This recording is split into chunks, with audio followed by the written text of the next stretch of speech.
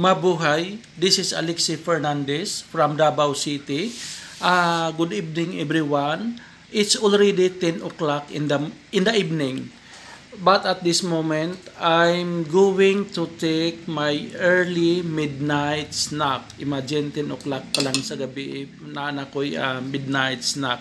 Ang ako ang pang midnight snack or early midnight snack is coffee and kutsinta. Kini nga kutsinta nako is this one. This is kutsinta. Hinatag ni sa kuang dating sales representative na assign sa Sasi Davao.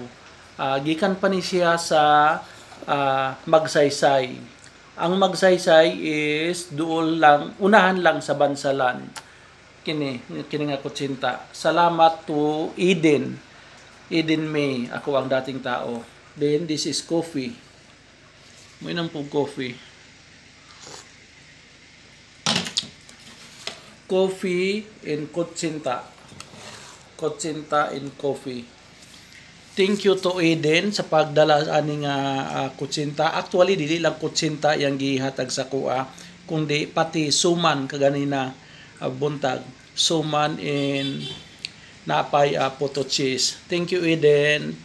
To all my friends, continue to like and to share my video clip. God bless everyone.